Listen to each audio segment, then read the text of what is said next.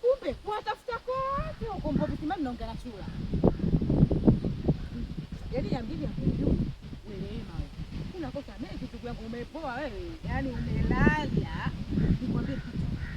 Mama yangu ananiambia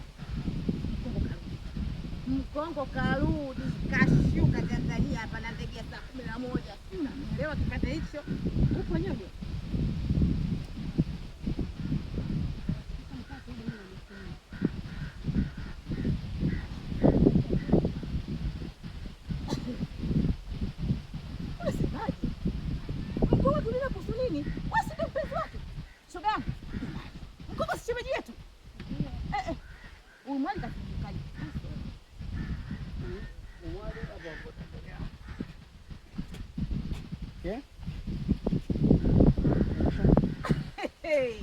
Unamchekesha gani wewe dada?